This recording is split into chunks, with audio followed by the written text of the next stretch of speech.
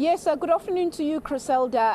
The Nzima funeral was earlier on this morning. They have left for the cemetery that was earlier on in the morning. We have been here in diepsloot, getting an idea what's happening. As you said that, there were issues here that saw the police minister coming down. We understand that in the last week, 3 South Africans have been identified as having lost their lives here. There's an unidentified person that gives us 4.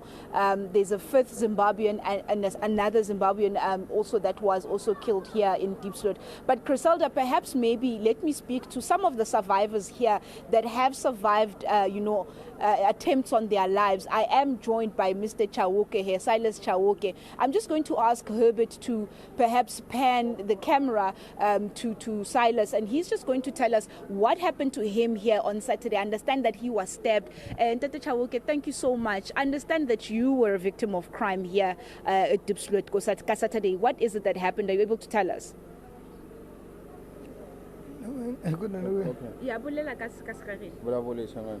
No tlawa mukwana Friday. Anera ananda nananda manote no tlawa mukwana thala. Ba go hlabile go diragalang papa? Ako ava no hinda just. And then ukare bontsha ba go hlabile kae? Van tlavela. And as you can just see there, Criselda, he's just showing us he was at the hospital. They had injured him here, and this is his stab wound. I understand that he was also one of the victims of one of the crimes that was perpetuated this last Saturday. As you can see, sorry for those graphic pictures, but you will see he was stapled. He'd just recently come out of hospital. I'm asking him, and my little understanding of his Tonga is that he doesn't know why they stabbed him. He was stabbed. It was on Friday, Papa. Yeah, it's Friday. When nagalin? Anga ndang tsum. Na utsakan thawa zena kananga ni hinda indlela zena. So no litsileng ba go hlaba. Okay. You heard there, Criselda, he was saying that he was walking and he was a victim of that crime. But I'm also joined by another gentleman here as well who was, in fact, on this passage or the street that we are on. This is the street where another gentleman, Mr. Innocent Lintswe Hoffman, Criselda, who's one of the 3 South Africans that I mentioned that have been positively identified, he was killed on Sunday. He was shot to death, and I understand there was also stab wounds according to the family. We had spoken to the family earlier on, trying to understand what was it that was happening. I understand that he'll be buried next week in Matatiela in the Eastern Cape. He's, the family's obviously still in mourning. They also explained that they went and they identified the body. It was raining, painful, when they paint and they describe how they, the state that they found their brother's body in, saying that they're dying like dogs here in diepsloot, that crime is very rife in this particular area, saying that they feel that politicians should actually come here and live a little bit in diepsloot, understand what is it that they're going through. I mean, she was, the sister to Mr. Hoffman was telling us that, at one point they will just shoot through the burglar doors, or they will, cut. You will actually hear somebody cutting through your burglar door at night as you're sleeping, that it's not safe. Saying that there is a narrative that South Africans have gone crazy and they've become xenophobic, but saying that they are living in fear. They don't know what else it is that they can do in this area, but they need more intervention than what we've seen with more policemen that have been deployed to this area, as well as we know there was also the immigration officials that were also brought into this area. But let me put in another gentleman who also stays on this particular street. He was also a victim of crime. I think they entered into your house, and that what happened to you? Next door. Okay, kiri make kanto irala bya. The next door. Go to very wanonga kulumi tula. After that 15 minutes, ke flew mpeto ke me go ntongo ke tshore phone tse two. Go to full stability na litla mo pila mnyakwa. After that ke la hla phone go fase ke re ira ke lebele ko mnyako ngoro go ira ba. I create klibela ka lishoba ke lebe bona batho ba babedi ba imela mo 2 one o mongwe tshwaretse thunya le o mongwe tshwaretse thunya. Okay, ke biela back ko sofeng. Ke after back ke biela sofeng ke biela morao ke biela ko mnyakong futhi ke ba raga le batho. They also are raga le batho.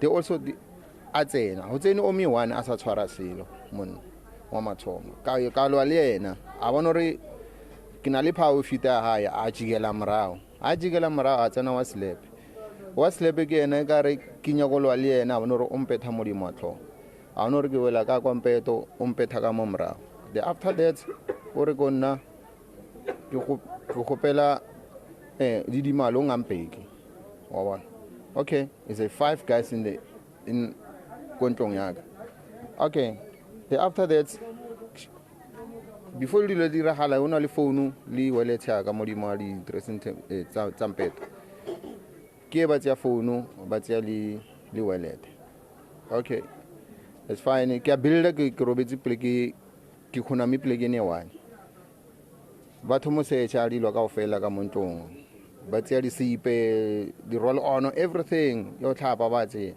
ke ba tsia exam sa di ole ba tsia beke hae del la se abatswa omi one ore konna gasile go khoning e go kae karna ke tsebe gase o ke itso ka mo ke ya batswa ba tsamaya ya ka tswela ko ntle after 1 hour 2 to close to 2 hours ke tswela ko ntle kokotela batho ke dula le bona mo jarateng ke ba bontsha re o iretse ntwe so okay. And then maybe I understand there's also a wound, a stab wound there as well. Kiki slap at the same thing. Yeah, get slap in the modi matlo.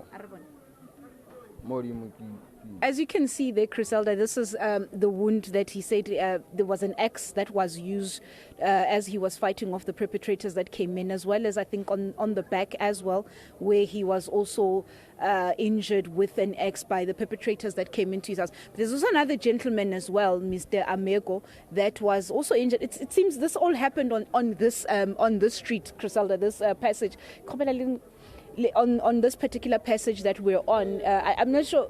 On this past weekend was seemingly quite busy. Even where I am standing, the gentleman with the injury there by the stomach, who was also stabbed there. We saw the staples and the stitches there. He was stabbed here. I understand this is where he was found before the ambulance was called. But there's another gentleman also who was also injured this Saturday as well. Papa, what happened to you? Mina bafika bangenela kodlona bafika banithatha endlini niyaphuma nabo na bafika banikapa mabanikapa so bangena ka endlini yinye bafika endlini ba shiya ka yona leya indlu le bona baphuma bahamba And then ba go kapela no kapile ke South Africans or different nationals di go kapileng. Sorry? O kapile ke di foreign nationals or o kapile ke bomang? Abantu ba uphuma ngaphandle loko nilebelele ngathi abantu ba Zimbabwe so. Okay. Maybe also let's ask Mr. Chauke here. Ntate Chauke, when the people that attacked you, labantu ba kapile, ma South African or ma foreign nationals? Zimbabwe. Sorry? Zimbabwe. Okay. As you've heard there, Criselda, these are some of the victims of crimes that were perpetuated here in this particular street, in this area of Diepsloot in the last week. They're saying that their attackers were foreign nationals. The first gentleman said he feels those were the Zimbabweans, and the second gentleman as well. In fact, the gentleman that we also spoke about with the injury on the head with the axe, he did tell us in the interview that we had with him earlier on that he heard the people that were speaking saying that it was, I suppose, the Ndebele dialect that is spoken in that Bulawayo area, which would be, I suppose, in Zimbabwe as well. But I also have another gentleman who also lives around here in Diepsloot, and he was just saying that he feels that there is a need for everyone to carry documentation, as the call that has been made here in Diepsloot to say that perhaps it's time for people to be, to carry the identity and to show the nationality or whatever their nationality or whichever country that they come from. Ndate, thank you so much. You were still telling us that you feel that it's important that people carry IDs or passports. Yeah, I believe so, and I think it will help the police to do their job. Since re gopela rena re the resident citizens so re gopela di foreigners di boela gae, so in order for us to help the police to do that, I think we should carry the IDs and make sure we identify or these are the citizens, these are not the citizens. And you think this is going to help how? I think it is going to help because if we don't have IDs, obviously how are the police going to identify you? Because remember, we have the different types of police. If you go speed, then the police might find it difficult to to know if you paid or what. So this thing I think is going to help a lot. So back to apartheid, are very channel police in this one. Deport about documented. But writing, they can stay. But those who knows where about Shapu, about Okay. Griselda, you've heard there just some of the victims here and this gentleman saying that they feel as a community, or some parts of the community feel that it is important that documentation be carried to be able to prove, I suppose, your nationality. And I think also earlier on at the funeral of Kulegane Nzima, we heard, his grandfather saying that they don't understand how their child was killed. What wrong is it that he had done? He was a jovial person, always laughing. They felt that if he had offended anyone in the community, could they have not approached the family so the family could be able to, I suppose, better solve it rather than take his life. I also understand that this afternoon at about 3 o'clock, Griselda, that the mayor of Johannesburg, Dr. Mpopelatu, will be here, I suppose, addressing the community, and I think she will also be at the police station. So we await that particular visit, perhaps to also see what is it that has been done since, that reinforcement in terms of the number of policemen as well as police vehicles that have been deployed in this particular area. You'd also remember, Griselda, a few years back when Mr. Natinhleko was the Minister of Police. In fact, he was the one that had opened that police station here in Diepsloot. It was similar stories that we had heard, residents saying they don't feel free. It's not safe here. For example, in this particular passage where I'm at 9:30, they shut it down, so they would put up those barriers to try, I suppose, and curb that crime issue. But I'm also told by residents that seemingly is not helping anymore. Things are getting worse. People are jumping into, the private residences, into their shacks, saying that it's not really helping anymore. One of the gentlemen that we spoke to also said to us, for example, his attack happened at about midnight on Saturday, I suppose midnight on Saturday, early hours of Sunday morning. So quite a lot of, I suppose, criminal activity taking place here in Diepsloot. Frustrated residents, but I suppose also foreign nationals who also feel that they fear for their lives. Are they also safe or are they not safe? But we will hear, I suppose, maybe we will get a bit of an update as to what is it that has been happening or has been done in the last, I suppose, 24 hours by the Minister of the Mayor of Johannesburg, Dr. Mpopelatu, Griselda. Mahlako, just before we let you go, there were a number of promises that were made by the Police Minister, Begicele, over the past couple of days. What have you seen there in Diepsloot this afternoon? There were scheduled to be 16 police vehicles deployed to that area, as well as, more boots on the ground. 120 is the number that we were given by the police minister. Have you seen any, at least beefing up of the police presence in Diepsloot to try and calm the situation as you've arrived there? Because that was one of the main bones of contention from the residents in Diepsloot, was that there was simply very little police presence in that area, despite the crime spiraling out of control there. Griselda, having been here at Diepsloot before the last week, in terms of the vehicles that I have seen, the movement of police vehicles, I have seen more than what, you would normally find when you come here for, ordinarily when you come here for a story. Yes, indeed, I've seen more vehicles. However, in terms of boots on the ground, I actually have not seen any boots on the ground, with police officers, I suppose, finding police officers on the streets. I I haven't seen that, and we've been moving around, you know, Griselda. We've been here since this morning because we started off at the Nzima funeral. I hadn't really seen a lot of that, but is the situation, it is still tense here, you know, but it's diepsloot on a Saturday afternoon, so we'll have to see exactly, maybe as the sun sets, will things change in terms of more visibility when it comes to law enforcement. But people seem to be going about their business.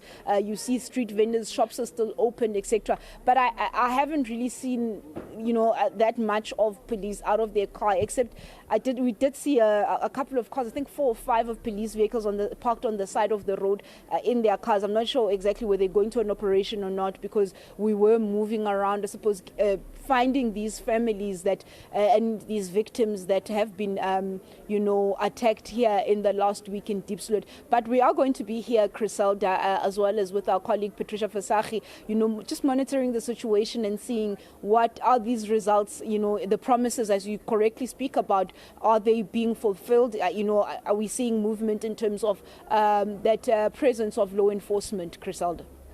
Mahlaku, in terms of the Minister of Home Affairs also telling us yesterday in Diepsloot that for the next 3 months there will be a deployment of 25 immigration officials. I hear you say that you haven't seen any operations taking place. There were some operations yesterday early morning. Any sight maybe of the immigration vehicles? I'm not sure when they're going to be deployed. But any sight of that as well? You did say there are no operations by police in that particular area this afternoon. You know, Griselda, I haven't seen Home Affairs immigration officials. I haven't seen any vehicles. I haven't seen people being stopped, being asked for identification, or however it is they you know, they check for to see whether you are here legally or not. With Home Affairs working Monday to Friday, I'm not sure if it's a weekend. Are they on a weekend break where they're going to be working 7 days a week? But we are here, and we've been moving around across the various extensions, looking for our the stories of South Africans as well as people that have been victims here. I really haven't seen anything that remotely resembles a Home Affairs vehicle, or perhaps a Home Affairs official in the places that I have been in. Perhaps I haven't gone through Diepsloot more or deeper in, but we are going to be here, and should we find them, we will be covering those stories and seeing what is it exactly that they're doing. So I am hoping that at 3 o'clock, when the mayor arrives here, we will maybe get a different update. Maybe she will point us in the direction of where these officials are. What do they know as local government? But obviously, with immigration being a job of national, which would be Home Affairs in this point. But I and our colleagues, we haven't really seen any immigration processes taking place here or activities. Do the residents in Diepsloot believe that the current interventions, I recall yesterday afternoon or evening before I left Diepsloot, there was a sense from the community leaders, at least the ones that were in the meeting with the Minister of Home Affairs as well as the Minister of Police, that the interventions thus far, which of course over the next 3 months, you'll have the heightened police presence, you'll have the immigration officials. From what you're hearing on the ground this morning, the day after this visit, do they believe that those interventions are enough? Because yesterday, when I spoke to some of those community leaders, most of them were hoping, in fact, that this would become a permanent solution, because in addition to the issues of crime in that area, there are a number of other issues of spatial planning that they mentioned, crime, high unemployment, no access to opportunities, not even for young people in that area. From the sense you got this morning, do you believe the day after the visit by the minister as well as Home Affairs and Police, that there's a sense that something will come right?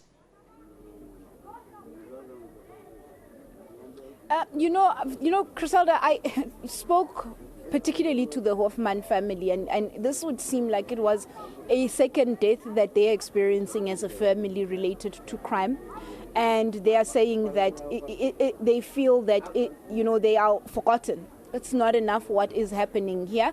And, people saying that, yes, they are here, then they leave in their big cars. And, this was some of the statements that we heard from the family, saying that it's unless you live here on a day-to-day basis and you know what it's like to go and try and sleep at night not knowing if somebody is going to come and grind open your burglar door or shoot the door open, and that's what's also happening, that not a lot can be done. And also some of the community members that we spoke to saying that the problem is also with the police, saying that you will find, for example, a police car parked here taking bribes, or a police car is parked here, they're sleeping in some house with a state vehicle. That the issues are deep here, and they do feel that 3 months may not be enough, as you quite correctly said, Sam, that some people here indeed are hoping that these will be permanent interventions that will happen here in the community, saying that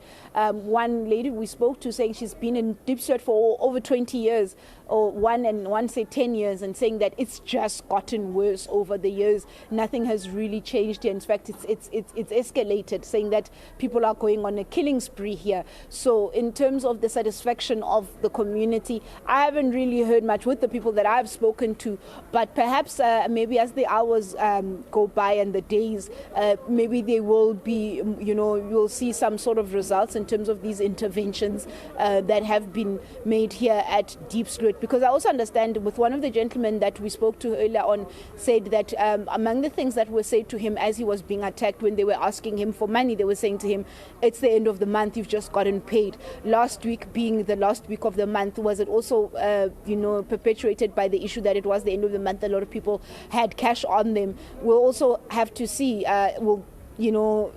crime activity be different this weekend? It's something that we will be monitoring over the course of the weekend here, Griselda.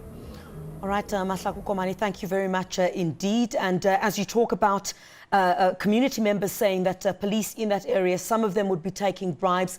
Yesterday, when we heard from the police minister after that meeting, when he was addressing residents in the feedback following the discussions with community leaders, he did indicate or call on community members there to basically bring forward the names of those police officers that they see taking those bribes, so that some action can be taken. Thank you very much indeed, Mahlaku Komani, coming to us live from diepsloot. We'll continue to have coverage here on the SABC News channel of the latest developments there in diepsloot.